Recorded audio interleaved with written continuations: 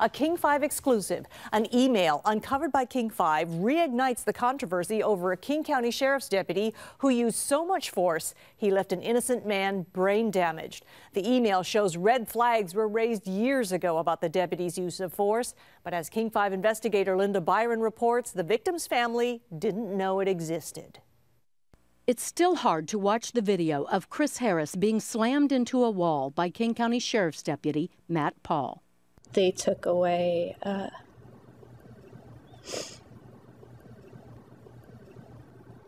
the greatest person I've ever met in my life. Harris had been wrongly identified as a suspect in a crime. The mistake was catastrophic. He used to love to eat and cook and eat. He can't do that. Oh, he's on a feeding tube. Last year, King County paid the Harris family $10 million, money they say is going to care for Chris. $10 million was a record settlement, yet the sheriff defended her deputy. There was no evidence of misconduct on the part of Deputy Paul. But after we obtained Matt Paul's file and discovered 19 use of force cases and 7 citizen complaints, the sheriff ordered more training. I do believe that he can make some different decisions, and we want him to make some different decisions, and we're going to do that. But the King 5 investigators uncovered more than a pattern of questionable force. We found evidence the sheriff's office was warned years earlier that Paul was too aggressive. In 2007, while working at the Basic Law Enforcement Academy, he was too rough. The academy commander waved a red flag. In an internal email obtained by the King 5 investigators, Commander Ron Griffin wrote to Paul's bosses at the sheriff's office, warning Paul exhibited behaviors that were a concern and we no longer wish to use him. The concerns included using force far above the norm and showing a macho-type demeanor not acceptable. Paul's chief flagged it an early warning indicator that the deputy should be monitored.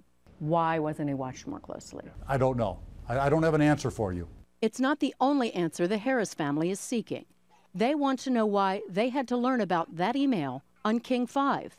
They filed new documents with the court asking for an additional $3.3 million from King County, arguing the email is evidence the sheriff's office, quote, showed deliberate indifference to Deputy Paul's use of excessive force.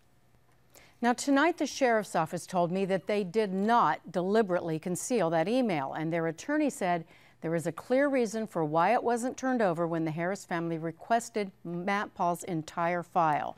The attorney says finding it was like finding a needle in a haystack. Now it's up to a judge to decide if King County should pay the additional $3.3 million that the Harris family is asking for. There's a hearing set for March 8th, and they'll be going in and making that argument and saying, this is why we didn't have that email, this is why we didn't turn it over. We'll see if the judge buys it. All right. Linda, thank you.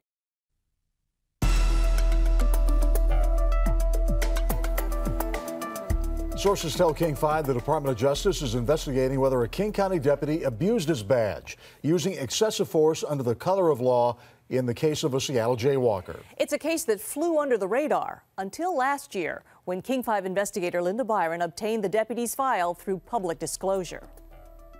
Phone rings. This is Special Agent XYZ from the FBI. Surprise, surprise, surprise. Jeff Gold never expected to get a call from the Federal Bureau of Investigation. It's been nearly 2 years since Gold was left bloodied and bruised by King County Sheriff's Deputy Matt Paul. And this guy's still on the street? I just don't understand. Really? Like, what's this? What has to happen for this guy to lose his job? We uncovered Gold's case when we were investigating Deputy Paul's use of force following a tragic case that cost taxpayers $10 million. Chris Harris was wrongly identified as a suspect, and when Deputy Paul slammed him into a wall, Harris was left brain damaged for life. Yet Paul was put right back to work on the streets, where he continued to use force and rack up complaints. I left crossing Queen Anne Avenue diagonally to that corner over there. One of those cases was Jeff Gold's. Gold was walking home when he stopped to photograph Deputy Paul questioning people at a bus shelter. And this was the moment when the officer became aware of my presence, and we made eye contact for the first time. How would you describe that look he gave you? Chilling. Paul told him to leave, and eventually he did. But he also jaywalked. And when the deputy ordered him to come back, Gold kept going. At which point he took off at a sprint, and it looked like a rhinoceros bearing down on me. I was running away from him, so he grabbed me from behind and thrust me to the ground, and my face smashed into the pavement. Gold was arrested for obstruction of justice, but never charged with a crime. He fired off an angry email to the sheriff's office, but his demands for an investigation fell on deaf ears. After we confronted the sheriff about Paul's history of using force and racking up complaints, the deputy was put on a performance improvement plan to correct his unsatisfactory performance on patrol, resulting in verbal conflicts, physical confrontations, and marginal arrests. I'm not going to go on television and trash one of my employees, but I'm also not going to ignore a pattern that I'm concerned about. The sheriff isn't the only one concerned. Sources tell King 5 the Department of Justice is investigating whether Deputy Paul used excessive force under the color of the law in Gold's case, a potential civil rights violation that can lead to criminal charges. The FBI has contacted me twice and asked me to come down to the federal courthouse. And at both meetings, the FBI was represented and the U.S. District Attorney's Office was represented. And they wanted to know all the details about that incident. Absolutely. In the meantime, Jeff Gold has filed a federal lawsuit. It names not just King County, but Sheriff Sue Rahr and Deputy Matt Paul individually. The bottom line is there is a pattern of excessive force on behalf of this deputy, and there is a pattern of turning a blind eye to what he has done. Deputy Paul is still working patrol, now in Maple Valley. Linda Byron, King 5 News. The King County Sheriff's Office wouldn't comment on our story, and neither would the Department of Justice. An FBI spokeswoman said they're aware of Gold's case, but would not confirm the DOJ investigation. Police are supposed to protect us, and if they break the rules themselves, face discipline for their misconduct. But King 5 investigator Linda Byron has learned an audit of the King County Sheriff's Office finds lax accountability at nearly every level. Sources tell us the audit is scathing, and it'll be unveiled at a council hearing tomorrow. The King County Auditor's Office hired outside experts to help them evaluate how well the Sheriff's Department polices itself.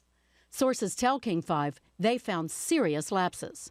For example, when a deputy shoots someone, there's supposed to be a review to determine whether the shooting was justified. But when auditors asked to see reviews for 5 shootings from 2011, 2 of them fatal, those reviews didn't exist. No one ever did them. The findings echo what the King 5 investigators have found in past cases, like this one, where an innocent man was left brain damaged after being slammed into a wall by a deputy. The case cost the county $10 million, yet internal investigations was never asked to review the deputy's use of force. Then there's the handling of citizen complaints. Our investigation exposed the case of Jeff Gold, tackled by a deputy while jaywalking. Gold was left bloodied, but never charged with a crime. I wanted the incident investigated to the extent that I sincerely believed that the officer had overstepped his bounds. Gold complained, but the sheriff's office dropped the ball. It wasn't supposed to be this way. In 2006, then Sheriff Sue Rahr formed a blue ribbon panel promising reforms in response to a newspaper series, Conduct Unbecoming, which exposed a pattern of deputy misconduct. Have you kept that promise? Is this what accountability looks like? Yes, it is, Linda. What you're talking about are 2 cases that are clearly anomalies to the behavior of my deputies. Sources tell us the audit will spotlight other lapses. Some 100 complaints were routed away from headquarters to the precincts where they languished. The Internal Investigations Unit, which should have handled them, completely cut out of the process. And a computer system set up to track complaints and deputy misconduct was ineffective because supervisors failed to enter key information. At the King County Courthouse, Linda Byron, King 5 News. The Sheriff's Office declined to comment for our story until after the audit is presented to a King County Council committee tomorrow morning.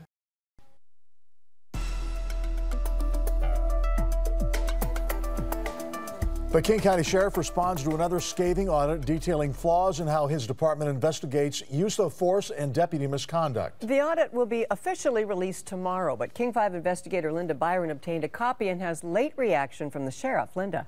Well, that's right. During a late interview, the sheriff appeared angry the audit was leaked before it could be officially presented to the King County Council tomorrow. Even so, he says he welcomes the findings. Now, this is the second scathing report on practices in the sheriff's office, and it confirms much of what we found in our investigation, Bully with a Badge. This is one of the cases the auditors found troubling. A deputy slamming Christopher Harris into a wall, causing brain damage. He used to love to eat and cook and eat. He can't do that. You know, he's on a feeding tube. Harris was innocent, and King County paid out a $10 million settlement. But commanders in the sheriff's office ruled the use of force justified. Auditors took issue with that, saying, quote, the conclusion that the use of force was justified lacked a substantial basis in fact, leading them to question the department's capacity to fairly judge its own deputies. It's not just the Harris case. This audit, conducted by the Los Angeles-based Police Assessment Resource Center, found that the sheriff's office routinely finds officer-involved shootings to be justified without any serious review. You have to be able to hold your supervisors accountable for the role that they play as a supervisor. The audit comes on the heels of a report in July which found citizen complaints being ignored and major flaws in how the sheriff's office handles allegations of deputy misconduct. I think it's very disturbing, and I think that the quicker we move forward with a solution, the better. Our job as legislators here is to make sure that we hold the sheriff's office accountable and that we follow through on these reforms which are so badly needed. Sheriff Steve Strand says he agrees with the findings and has already started making the recommended changes. This is a constructive and helpful audit. I look forward to it. And the fact is, it's what we've been doing all along. It's going to help us move to best practices. It's exactly where we're going at the King County Sheriff's Office. Strand also said the sheriff's office is a good department, but can and must do better. The audit was commissioned by King County's Office of Law Enforcement Oversight, which was established to fix problems uncovered years ago in the sheriff's office. And they will officially present the audit tomorrow to the King County Council, including 25 recommendations for changes. All right, Linda, thank you. Thank you, Linda.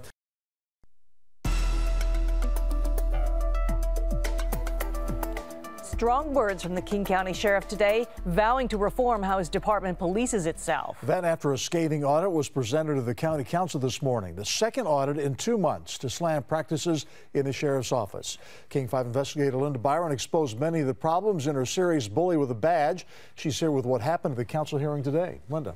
Well, Dennis and Lori, council members tell me they wanted these audits done to find out if things had improved in the 6 years since a blue ribbon panel found a tolerance of misconduct and lax accountability in the sheriff's office.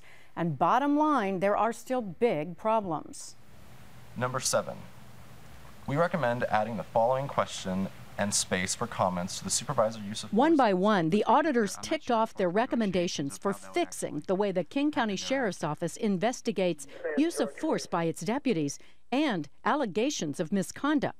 There are 25 recommendations in the report, which was done by a nationally recognized police consulting firm.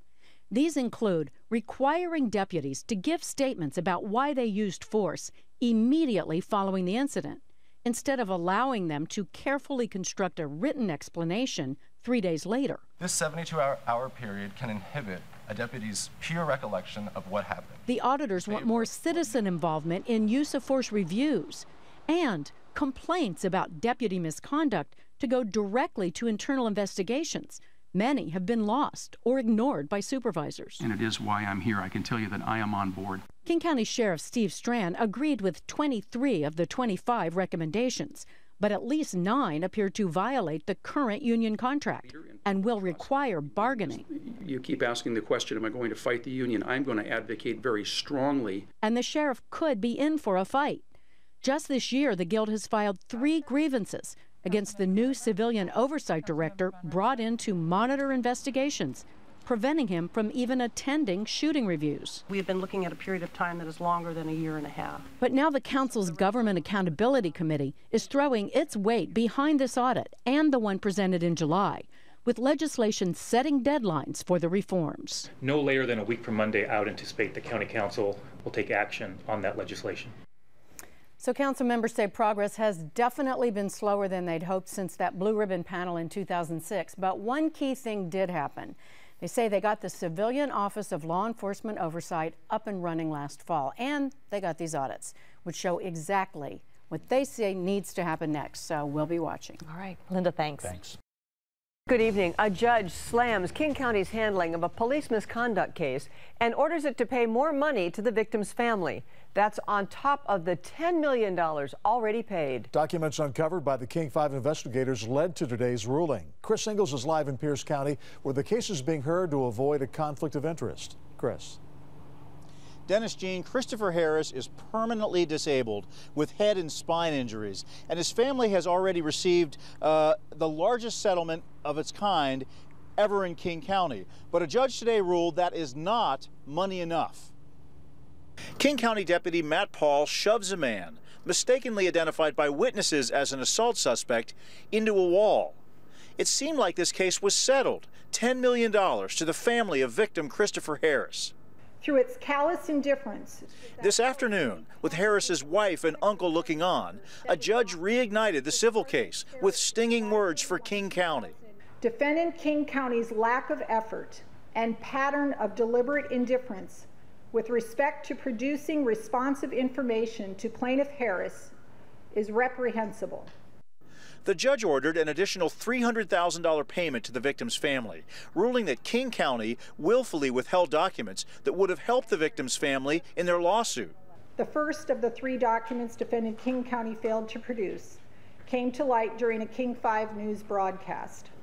That's when the King 5 investigators revealed serious, high-level concerns about Deputy Matt Paul, seen on the tape shoving Harris.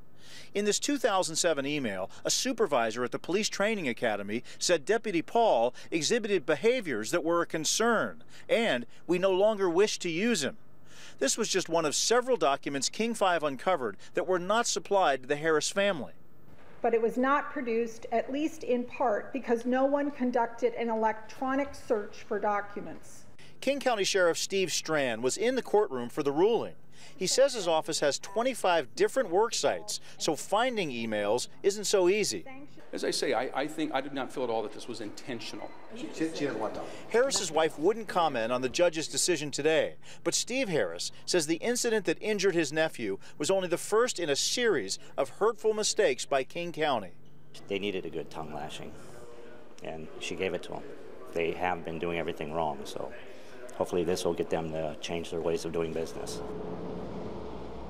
So the judge ordered that $300,000 payment plus attorney's fees, but it doesn't stop there. She also ordered an evidentiary hearing in the future to determine if the Harris family's case suffered further harm because it didn't get these documents. Following that hearing, the judge could order King County to pay even more money. The family's asking for an additional $3 million. Deputy Matt Paul remains on the Sheriff's Department with King County. Meantime, Sheriff Strand says that he was not the sheriff at the time the decision to keep Paul on was made, and he's not going to go back and revisit that issue now. I'm Chris Ingalls reporting live in Tacoma.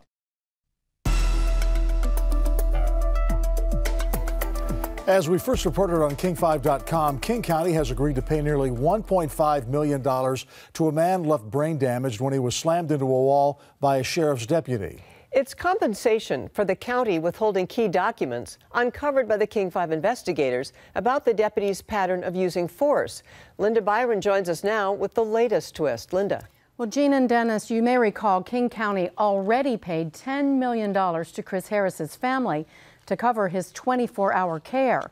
But the family went back to court after learning the sheriff's office never gave them files showing the deputy had a history of complaints about his tactics and his use of force. What are the secrets to fine cooking? Seasoning. He used to love to eat and cook and eat. Chris Harris once loved whipping up gourmet dinners for his family. Do it, do it. Come on. Now he can't feed himself. Oh, and struggles to blow out a candle on his birthday. Harris was left permanently disabled after he was tackled by King County Sheriff's Deputy Matt Paul. He'd been mistakenly ID'd as a suspect, and King County paid his family a record $10 million settlement. Now they've agreed to pay nearly $1.5 million more in sanctions and to issue a formal apology. Apologizes to the Harris family, not only for the injuries and the devastation caused to them by the initial incident, but for the way they handled the lawsuit. The Harris family went back to court after learning on a King 5 broadcast that Deputy Paul had a history of using unnecessary force and questionable tactics. The county was aware of a pattern of abuses or actions by Deputy Paul, and they turned a blind eye to it. Through its callous indifference.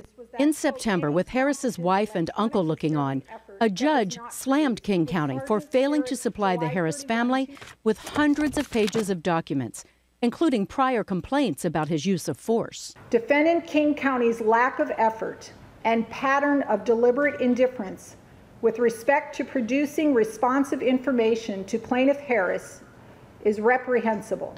One document revealed high-level concerns about Deputy Paul, seen on the tape shoving Harris. In this 2007 email, a supervisor at the Police Training Academy warned Paul exhibited behaviors that were a concern, and we no longer wish to use him. The concerns included using force far above the norm and showing a macho-type demeanor. With the latest settlement, the Harris family tells King 5 they're relieved they can put lawsuits behind them and focus on Chris's care. He turns 32 tomorrow. Now, a judge still has to approve the settlement. In all, King County failed to give the Harris family some 750 pages of documents, in part because they never did an electronic search for records. And in yet another case, King County still faces a federal lawsuit by a jaywalker who was tackled to the ground by Deputy Paul. Is Deputy Paul still on the force, and is there any action being taken about him? He is still on the force. He's working in the Maple Valley area. They will only say they're watching him closely. After our Bully with a Badge series, he was put on a personal improvement plan, and he's being supervised. More to come. Linda, thank you.